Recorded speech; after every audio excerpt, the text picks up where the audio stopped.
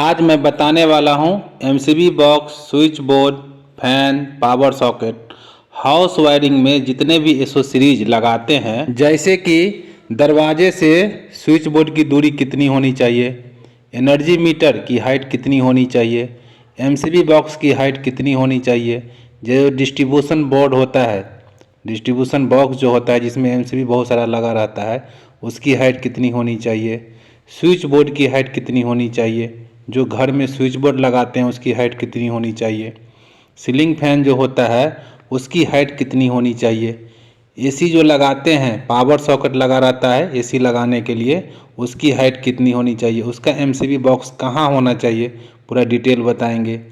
TV socket की height कितनी होनी चाहिए, इलेक्ट्रिक आयरन जो होता है फ्लोर से कितनी हाइट होनी चाहिए, बाथरूम में जो गीजर लगाते हैं उसमें एक पावर सॉकेट लगता है उसकी हाइट कितनी होनी चाहिए, उसका एमसीबी कंट्रोल कहाँ से होनी चाहिए, पूरा डिटेल बताएंगे।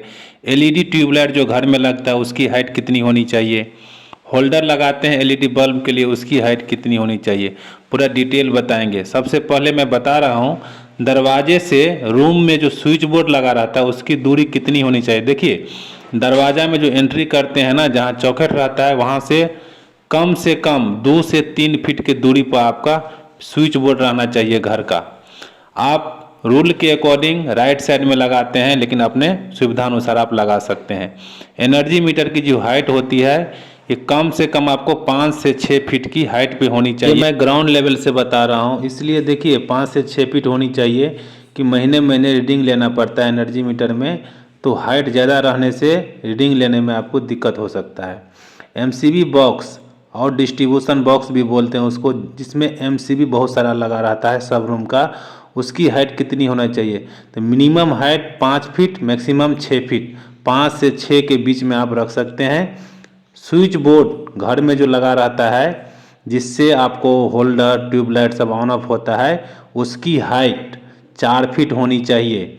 सीलिंग फैन होता है जो पंखा होता है उसकी हाइट मैक्सिमम 8 से 9 फीट होना चाहिए, क्योंकि 8 से 9 फीट में कैलकुलेट किया हुआ है कि पूरा एरिया में रूम में आपको हवा लगेगा।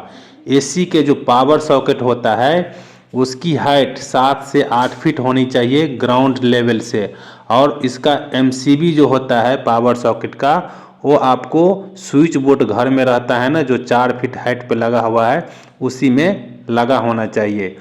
टीवी सॉकेट जो होता है वो ग्राउंड लेवल से 4 से 5 फीट, मैक्सिमम 5 फीट और मिनिमम 4 फीट हाइट पे टीवी सॉकेट होनी चाहिए।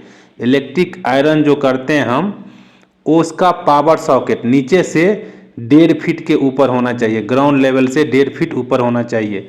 मैं लाइव दिखाऊंगा, सब आपको लाइव दिखाऊंगा। होल्डर जो होता है जिसमें एलईडी लाइट लगता है वो ग्राउंड लेवल से 8 से 9 feet, minimum 8 feet maximum 9 feet पे ही होनी चाहिए। देखिए ये इसीलिए इतनी हाइट पे होनी चाहिए क्योंकि पूरे घर में जो लाइट है सही से मतलब फैल सके, इस कारण से इतना हाइट किया गया है। एलईडी ट्यूबलाइट जो होता है उसकी हाइट 8 से 9 फीट होनी चाहिए। और गीजर जो होता है घर में जो बाथरूम में हम लोग लगाते हैं या किचन में लगाते हैं, इसमें एक पावर सॉकेट लगता है, पावर सॉकेट उसकी हाइट कितनी होनी चाहिए, तो 5 से 6 फीट होनी चाहिए। और एमसीबी जो उसका होता है यदि बाथरूम में लगा हुआ है तो बाथरूम के एंट्री करते हैं ना गेट, उससे पहले होना चाहिए, मतलब अंदर नहीं होना चाहिए, बाथरूम के बाहर ही होना चाहिए। ध्यान रखने योग्य बात यह है कि एक रूम में पावर सॉकेट का 2 ही पॉइंट होना चाहिए मैक्सिमम। जो पावर सॉकेट 2000 वाट का होता है 2 पॉइंट होना चाहिए, और लाइटिंग का 10 पॉइंट होना चाहिए मैक्सिमम, या 800 वाट का इसके ऊपर लोड होना चाहिए। तो दोस्तों मैं उम्मीद करता हूं कि ये वीडियो आपको अच्छा लगा होगा। अच्छा लगा है तो मेरे चैनल को लाइक कीजिए, सब्सक्राइब कीजिए, दोस्तों के साथ अधिक से अधिक शेयर कीजिए। कोई क्वेश्चन है तो कमेंट्स कीजिए, मैं उसका आंसर ज़रूर दूंगा। Thank you very much.